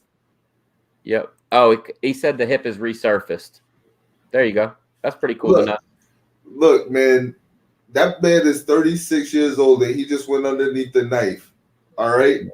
The youth that this man is bringing to the table in the first 2 rounds is going to be fucking off the charts for Ben to deal with. I'm with you on that. I don't give a fuck what the surgery was. Yeah. Kobe just went under the knife at 36. That's true. not young. And then we're talking wrestling years here. Right. Oh no, he's definitely had a rough career and done a lot of things. You know, just in amateur wrestling before he even started in MMA. You know how it is. I'm sure he's had more injuries than he can count. But yeah, this whole thing, we have no idea what we're gonna see. That's what I was saying earlier. I think it's gonna sell. Yeah, I think it's gonna sell really well on pay-per-view because of the mystery around the whole thing. We have no idea. Triller it's Triller, right? That's putting this thing on. Yes. They're pretty smart, man. I mean, I like you add in the performances and shit that they're gonna have as well, and the commentators. They got Justin Bieber there. Okay, all the little freaking tween little girls is, oh, I want to tune in. I want to see this. They're clamoring about it. They're definitely talking about this shit now that they know that Justin Bieber is gonna be there. Like, come on, man. Hey, we got the Black Keys, excuse me. I was gonna say the Black Eyed Peas. The Black Keys. Okay. Diplo, Major Lazer, Mount Westmore, which is Snoop Dogg, Ice Cube, Too Short, and E40. Fire. Doja Cat. I'm not sure who that is. Doja Cat is gonna have the fucking people going crazy. Yeah. I love Doja Cat. Okay. Absolutely. And then there's another young lady who's a rapper named Saweetie. Saweetie gotta have the people going crazy. Yeah. All right. Yes. Nice. I don't know those two. I don't listen to a whole lot of newer hip hop. You know, I'm more of an old school guy, but you know, there's a little bit that I like now, just not a whole lot. Rappers going hard these days, man. Yeah. That's absolutely. What's up. It's crazy to me that like Nicki Minaj came out. I know we're getting off subject. Nicki Minaj came out and she was amazing. And then it's like, I feel like personally, and I don't know everything about it, but I feel like Cardi B came out and basically just stole her career. Mm-hmm. You know, it's almost like when 50 came out and stole Ja Rule's career. I mean, it's pretty much what happened, but you know. Yeah. Okay, let's see what the doctor said. He had a Birmingham hip resurfacing, and he will have great mobility. He is in peak shape, judging Ben from his UFC stint with severe joint arthritis. I mean, I could see that him feeling better. You know, believe it. Hey, no disrespect. Believe it when I see it. Yeah, believe it when I see it. I was just watching him move on pads, and like he looked all right, but he don't. Come on, man. How old is fucking Jake Paul? What are we doing here right now? I don't know, but hey, come on, man. Y'all know how this shit goes, man. Yeah. We're talking about young spry legs that have never had a surgery versus 36 years old surgery. Yeah, that's true. But hey, look, if Ben's hip is a whole lot better, maybe we'll see him make a return to MMA at some point. Man, get mobility the fuck out of here right now. Are you serious? I mean, he's only got 2 losses. I'm dead ass. He's only got 2 losses. He better not. 2-time Hodge Trophy winner. Yep. But anyway, we know the accolades. Yeah. Yep. Oh yeah. There's plenty of them. Bellator champ, ONE FC champ. Yep. We want him to win. Yeah. Hey, so also they were talking about it today that it's in the contract that if Ben uses any wrestling tactics or MMA tactics in the fight, that he forfeits his purse. I thought that was kind of interesting. Yeah, he's loving trolling this guy, like asking, "Is this legal? Is this legal?" Oh, has he been doing that? You gotta watch this latest clip of him throwing the hands. Yeah, he's doing that. He's acting like he'll hit him with a takedown or he'll clinch him up and throw a knee at him. Like he's trolling, man, trolling.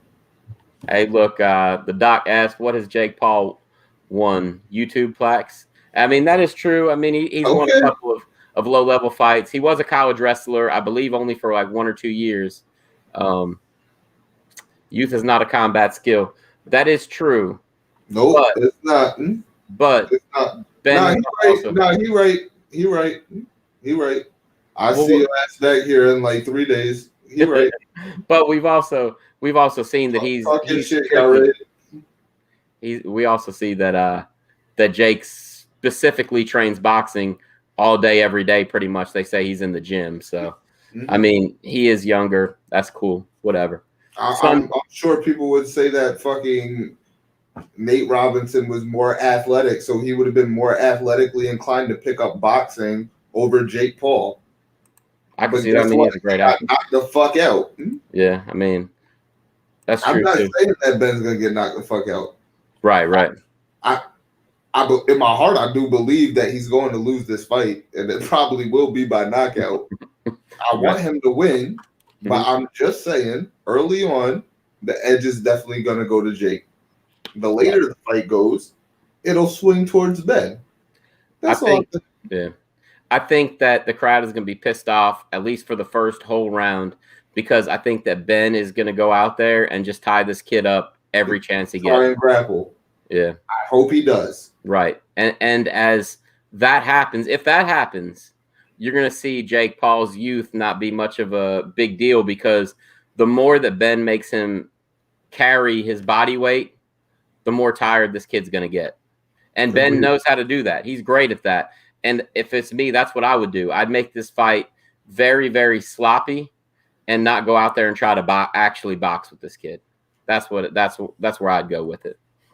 But like I said, I think that Ben wins the decision. Your official pick, Nico?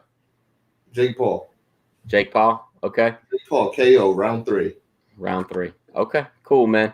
Last thing before we finish up, I want to talk to you about. And if he KOs him round 3, right? Tag Yared in this shit. All right. Tag Yared in this shit. I want his ass right back here. I want the doctor back here. Yep. Okay. And then you can call me Doc. Yared. Hey, you know he's gonna come back if Ben wins though. So Absolutely. Be ready for that. Absolutely. Can't wait. Be the greatest roasting session of my life. Like I said, I'm American wrestling. Yeah, that's true, man. You got to pass with it. So I had nothing but love and respect for Ben coming up with his little yellow funky ass afro. Like, stop. Right. I've been a fan of his. I just think that this kid is more legit than y'all are leading him on to be. And the only reason that y'all hate on him is because he already got a name. That's the only reason y'all hate on this kid. If he was just some amateur right now fighting other amateurs, y'all would just be like, oh, this kid's pretty good. Yo, he got 2 knockouts right now. He's up and coming. That's the only thing y'all would say about him. But because he has a name, y'all want to shit on him, and y'all want to act like he's not shit and that he doesn't deserve to be in the position that he's in. He cannot help that he's famous. Right. Help that shit. That's true. Nico, you see what he said, what the doctor said? I guess he's talking about Jake Paul sparred Ivan Calderon's boxing pupils in Puerto Rico and lasted 2 rounds. Do you know about that? Who? He's got to be more specific than he, because I don't want to. I'm sure he's talking about Jake Paul. But okay. He's called Calderon's boxing pupils in Puerto Rico and lasted 2 rounds. So you're telling me that he went and he sparred actual professionals? Is that what you're saying? You're saying that he went up against guys that really do this shit? Okay, thank you to alluding to my point either further. The kid takes this shit serious. He's fighting with people who really do this shit. Yeah. All right, they beat his ass. They're professionals. He's an amateur. Pretty much. Even though he's got 2 pro wins. He has quote unquote pro wins because of the rule set that they did it on and the fact that they were getting paid to do it. That's why they're pro wins. He's an amateur. This is it. We're watching him in his 3rd actual fucking fight ever. Yep. Like give the kid a break, man. Or his 4th fight. Is he 3-0 with 3 knockouts? 2-0. No. I'm pretty sure it said 2-0. Yeah.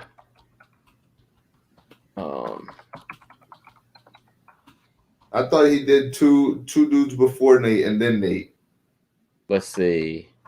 So Jake Paul going into this fight, they have him listed at 2-0 with 2 knockouts. Okay, cool beans. Yeah. So, yo, amateur, only 2 fights. In his 3rd fight that he's ever having, he's fighting Ben fucking Askren. Right. Stay in this shit right now. There's nothing that you can tell me about this kid that doesn't make him look like a badass to me. Yeah. This is his third fight ever, and he's fighting somebody who's been a champion in multiple organizations, MMA related. Dude, Yeah. get in the face with 4-ounce gloves. Yep. And withstood the shots. So now he go out here and he lace homie up, like I said, round 3 with what ounce gloves on are we working with here? 10 ounce? 10 ounce, I believe. Yeah. 10 ounce gloves on. What the fuck can you say about him besides he possesses ungodly power? Yep. Power that Robbie Lawler seemed to not have possessed when he laid hands on him. Am I right? Am I wrong? No. Here? I'm with you. I mean, you know, I think there's a lot of variables. Like you said, though, there's a lot of variables because it's different than an MMA fight. Robbie Lawler had to worry about getting taken down the whole time. That makes it a little bit different. All right, that's great. Oh, that's nice. But we've seen Ben get clipped in his shit and withstand the shots. Yeah. If this boy put one on his chin and lay him down, we're going to respect his power and we're going to give him the flowers he deserves. We're not going to downplay him by saying, well, Ben's not a boxer. Yeah. No, we're going to give this boy his fucking flowers. Right. He's legit now. Legit now. Who's next? Who's next? That's all we're asking. I feel you. All right. Hey, we'll see what happens this weekend. What do you do next? Yep.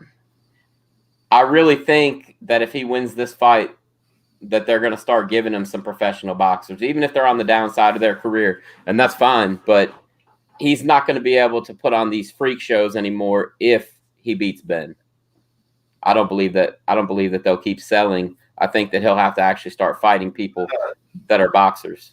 You can line up another UFC guy who's not retired this time. I mean, that's true too. He line up Nate Diaz. Nah, he like Nate Diaz. He would never. Nate Diaz would lace that boy the fuck up too.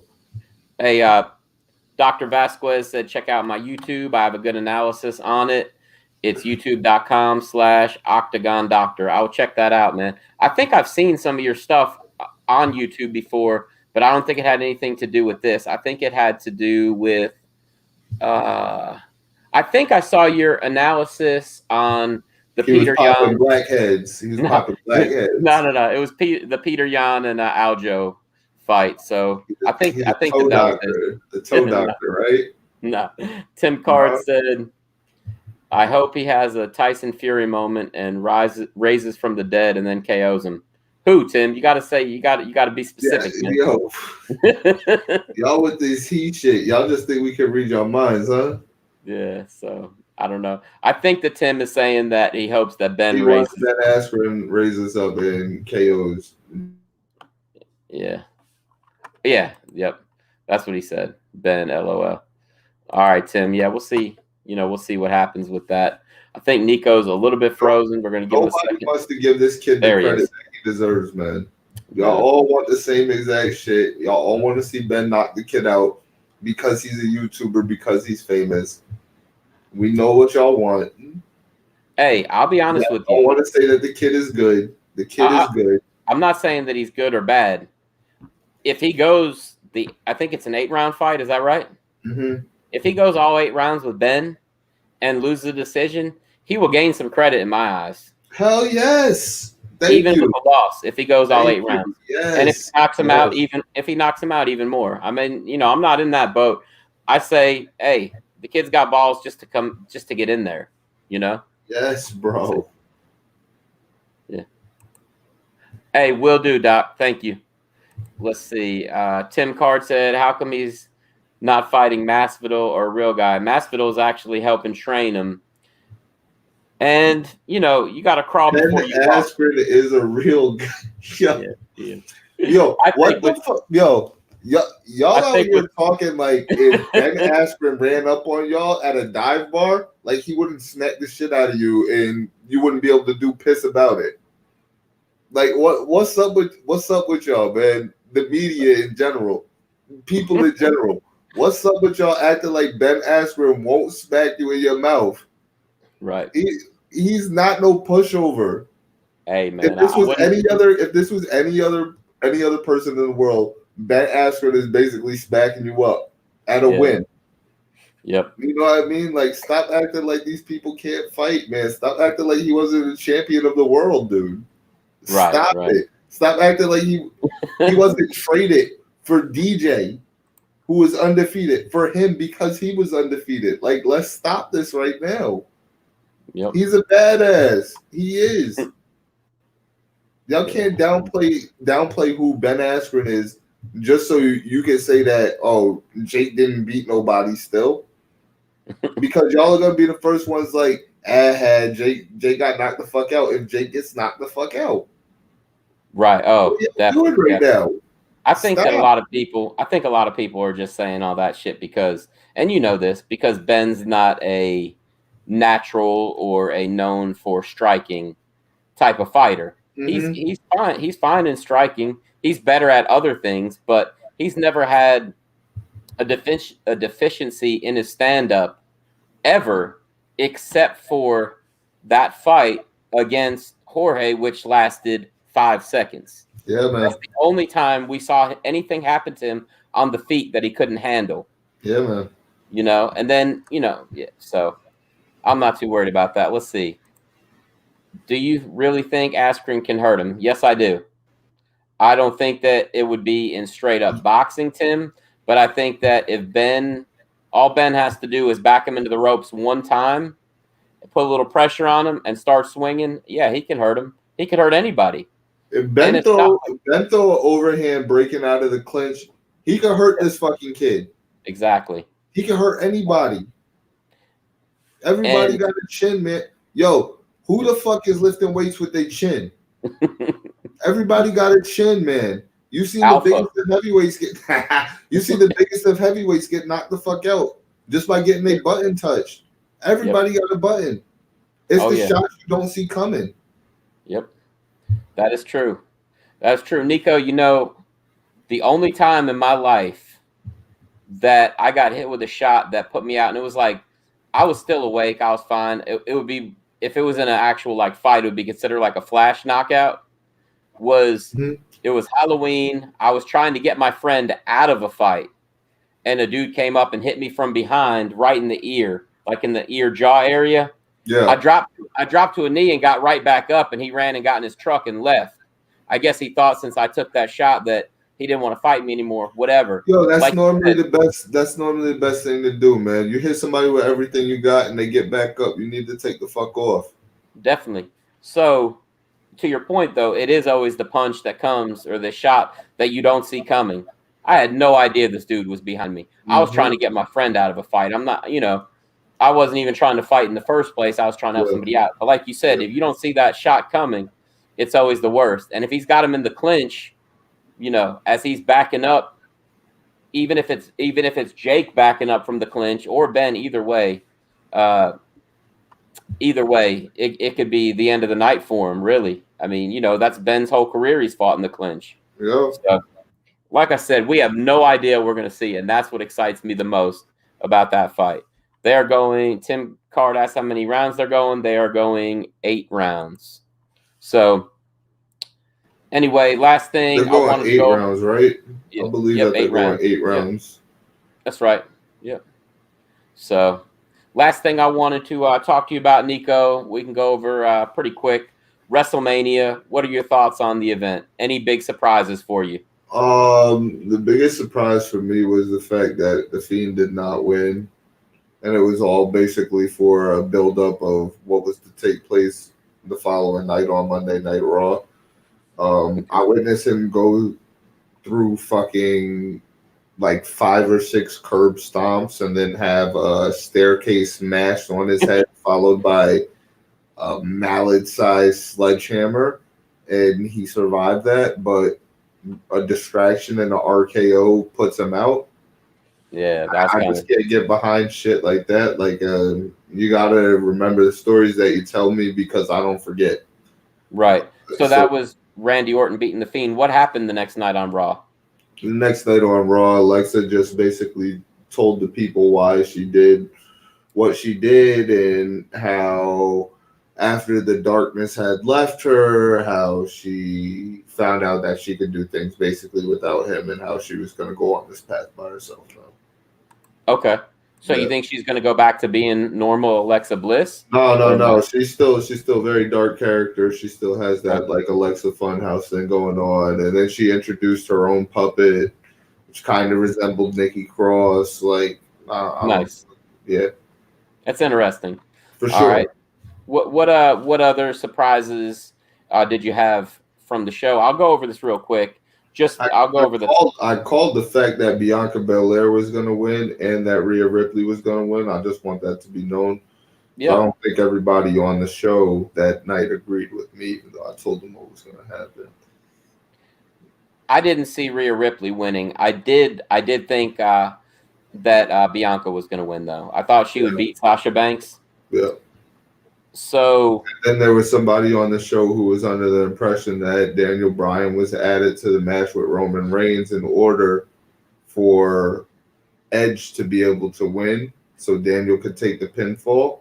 Yep. But instead, we got Roman Reigns Friday night, the go-home show before WrestleMania, stating, "I will stack their bodies and pin them both."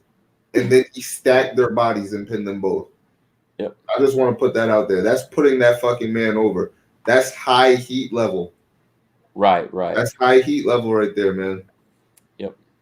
That was very impressive. That really was. So besides that, we'll go ahead and go over a couple of the other results. I was surprised that Bobby Lashley kept the title against Drew McIntyre. I thought WWE was going to take the title off of him. I thought he was just a transitional champion between beating The Miz and then dropping the belt to what's his name? Drew McIntyre. Not me. I knew he was going to keep that shit, and I could tell because they had switched the entrance up a few weeks ago. They gave that man the lightning bolt and all the pyrotechnics to go along with it. It looks good. I was like, all right, yeah, they're going to keep him around for a little bit. Yeah. And then they switched up on Drew. They gave him a sword to stick it to the fucking ground. I was like, all right, look, who is this, King Arthur now? Like come on, man. Get the fuck out of here. Get that goddamn shit out of here right now. Yeah, that's kind of cheesy. I'm glad that they are letting Bobby Lashley be serious now, be a badass, but still, he's the kind of guy that would attack you from behind. Perfect character for him. Look, man, but they got to stop this fucking Black Brock shit. That's what they got to stop, this Black Brock shit. I get it. I get it. When people can't talk all that well, you got to give them a mouthpiece, and that's what MVP is. But if you sit here square in my face and you tell me you're not getting Brock Lesnar, Paul Heyman vibes, you're a fucking liar. Yeah. You're a liar, dude. That's all that's coming off right now, man. Right. I need something different than that. I just don't like it. I can see it. Now, Nico, let me ask you a question, man. So last year was when they switched WrestleMania to 2 nights. Yeah. If you have 2 brands, well, you have 3 brands. You have the NXT pay-per-view. Mm-hmm. When was that? That was Thursday night? Is that right? Probably Thursday or Friday, yeah. Okay, then you had SmackDown on Friday. Then Saturday night, one of WrestleMania. Sunday night, WrestleMania night 2. Yeah. Why don't they make one of the nights Raw and one of the nights SmackDown? Why do they put them together? I don't have a clue, dude. I was actually wondering that myself. Like, I don't understand it. Do SmackDown on, night 1 and Raw on night 2 so you can go straight into that show. But then it's like Roman Reigns is the fucking guy. Like, he is the main event, so he has to be on night 2. So I don't know, man. I don't know. Yeah, I think. But then you got Bianca Belair, who was also deserving of main eventing, and but she's also on SmackDown. Yep, it's interesting. I don't know. I just think that it would, and you got the superstar shakeups and all that kind of stuff, but it just seems like you said. Obviously, SmackDown was the more important parts of these shows, but also it just seems like they could have done a better job separating into 2 nights, the 2 brands. And if you want to have a night that they're both on there, and even with like the Andre Battle Royal, which they did on Friday night SmackDown, make the SmackDown before WrestleMania. Make it for both brands. It could be the go home show for both brands. You do your thing, whatever. You do the Andre thing. They should have done the turmoil, the tag team turmoil match that night. They could put all that. That shit was so thrown together last minute. Oh, that was It was trash, awful. man. That was the worst part of night one. Yeah. It was, and I was sitting there watching, and it was 15 minutes about. It felt like it was like 45 minutes. Yeah. It was just, it was painful to watch. Almost as painful as watching Bad Bunny beat the crap out of the Miz and Morrison. I thought that was just they put him over too hard. Too hard, man. Too hard. I agree with them putting him over too hard. More power to Bad Bunny for the shit that he was able to, accomplish in the ring. I appreciate that. I appreciate him taking the time to be serious about kind of honing the craft a little bit. But they put that man over way too hard. Right. That's crazy. The Miz, stop it right now. Yeah, the Miz pinned. Who was it that he pinned for the title not that long ago? On the when he cashed in Money in the Bank. Drew. He pinned Drew, and now he's getting pinned a month later by Bad Bunny. I mean, come on, man. That's Molly whopped on his face, all that, man. Yeah. Out of control. This isn't Mr. T at WrestleMania 1 when right. everybody knew Mr. T is a bad motherfucker and nobody's going to mess him on the street. That's right.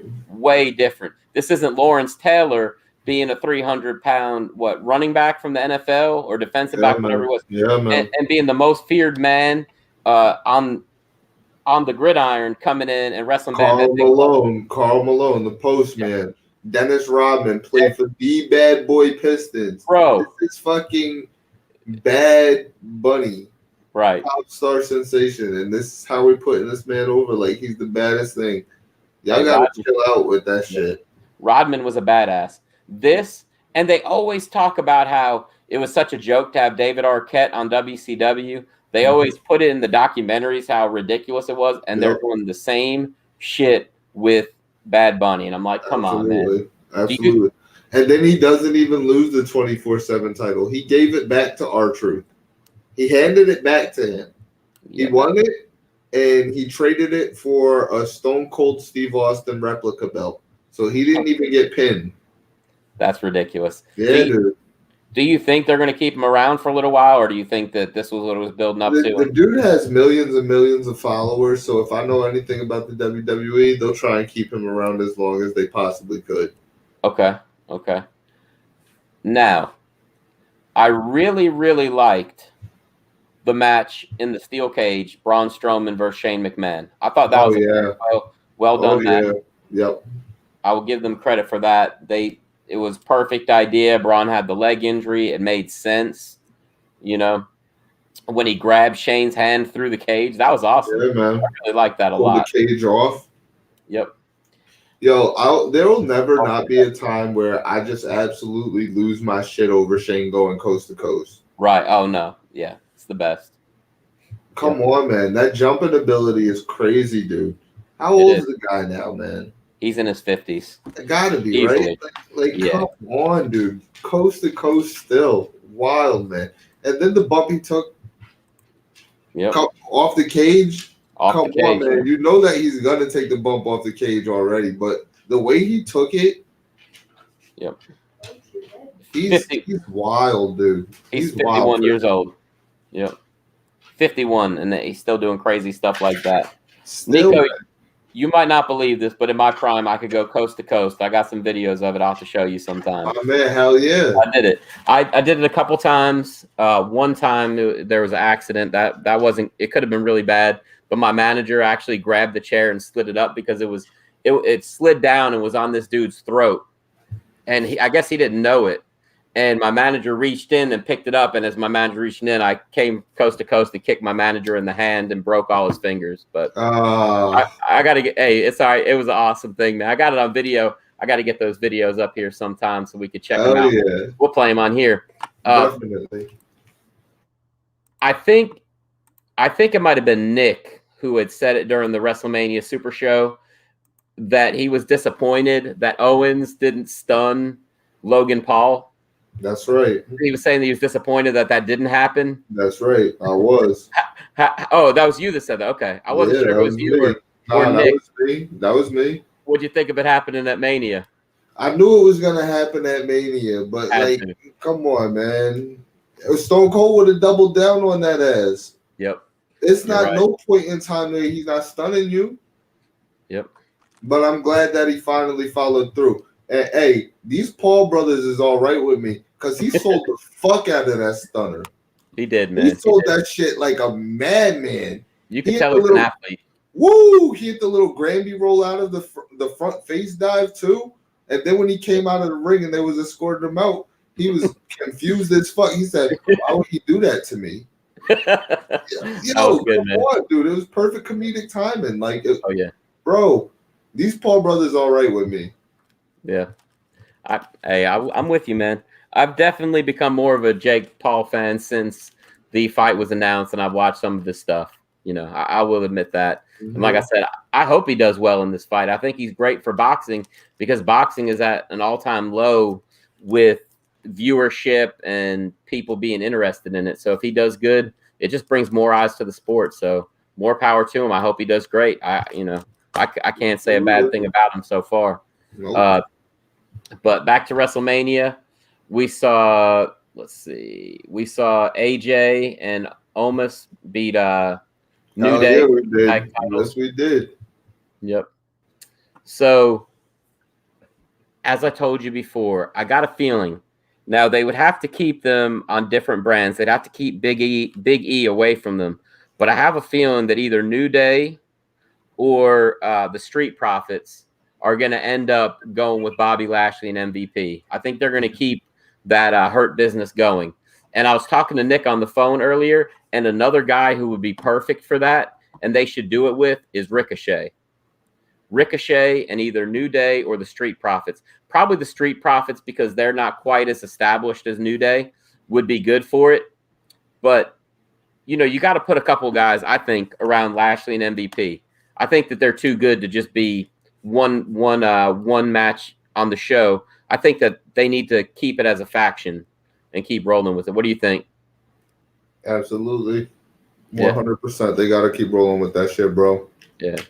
And you could see Lashley having Ricochet as his kind of like the chicken shit heel type thing where he goes out there trying to fight Bobby's battles for him. You got let's say Braun Strowman is beating up Ricochet in the corner, and then here comes Lashley to fight him because it's not going to be face to face. You need a guy like that. You know what I mean? You need those lackeys, and then you need a tag team. I really think that they need to keep going with the Hurt Business. I think it was a good organic group that joined together, and I think they did real well with what they were presented with. Let's see. Also, Cesaro beat Seth Rollins. I thought that was a pretty good match. That was a pretty damn good match, man. Yeah, it really was. And yeah, that's it for night one. Then in the main event, Bianca Belair beat Sasha Banks. That was a really good match.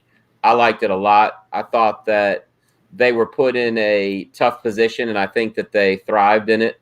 The crowd was into it from beginning to end. That's one thing I'll say. This being the first show with the crowd back really, really made them be into like everything, even stuff that they might not have liked a year ago. Didn't you feel like they were really into WrestleMania this year? Even the stuff that wasn't that good, they were cheering for. Absolutely, man. They were just happy to be back, man. And then they were off to such a rough start because it was raining and like everybody had to cut like all these fucking promos that were clearly shot on the fly.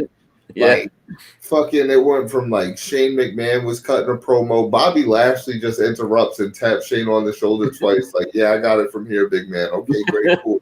Like it was off the wall, dude.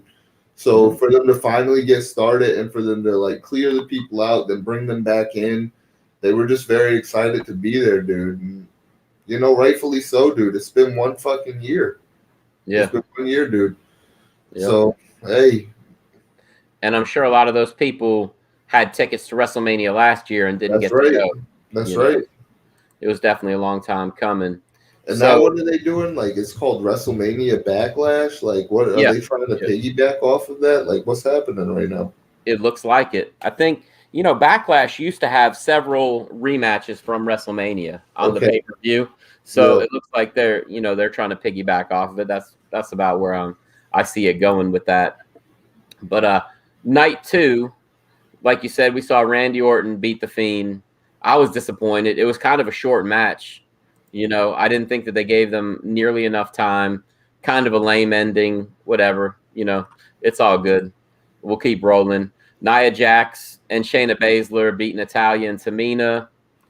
It was okay. It was a whole lot better than that, whatever it's called, tag team turmoil the night before. It was definitely a better match than that. It almost seemed like it was filler, though, being at WrestleMania. Yeah. I don't think anybody thought that Tamina and Natalya were going to win the tag titles. No chance in hell, dude. It was two thrown together last minute for anybody to even give a fuck about, dude. Yep. And there was no way. So I did like the Kevin Owens, Sami Zayn match. Kevin Owens won. Then we had the Logan Paul stunner. That was pretty cool. We just talked about that. The Sheamus and Riddle match was exactly what I thought it would be. I did not like it at all. I feel like it was basically like, hey, we don't really have a whole lot for either of you guys to do this event, so just go out there and do something. You know what I mean? It just didn't seem like it was I just didn't like their chemistry. Let's put it that way. What'd you think of that? Same? Yeah. The chemistry wasn't completely there, you know, and when it's not, it kind of shows through. So, yep, I agree with that. Yeah. What did you think of the Nigerian drum fight for the Intercontinental Championship? First of all, it wasn't a Nigerian drum fight. It was a street fight with drum props. Right. I was just calling it by its actual proper name, but yeah. Right. But I mean, both guys definitely did a good job getting their shit off, you know, and maybe it got called early. Maybe the match got called early because I don't know. It seemed a little short to me, right?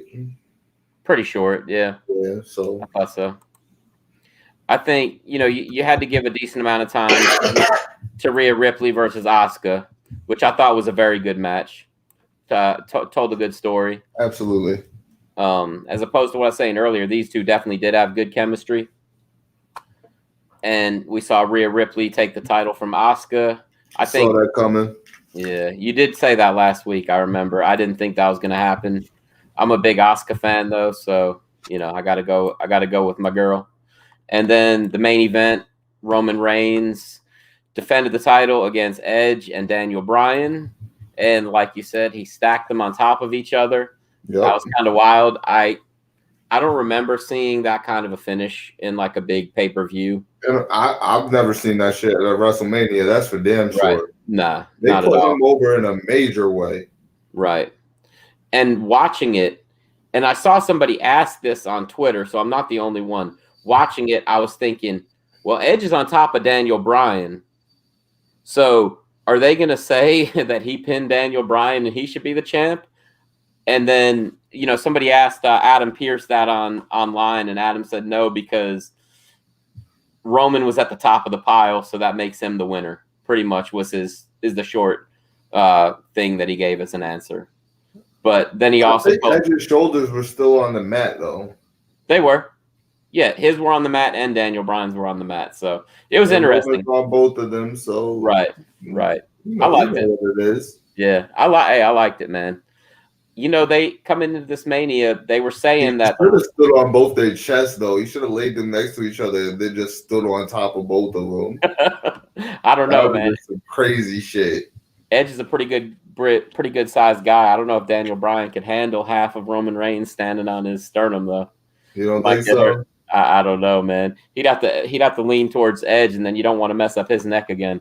I don't know. It'd have been pretty awesome, though. He could have. The only time, I'll tell you what, the only times that I remember seeing people stacked on top of each other was when like Vader would have like a handicap match against 2 or 3 guys. Okay. And then I also remember when I was a kid, I believe it was Gorilla Monsoon.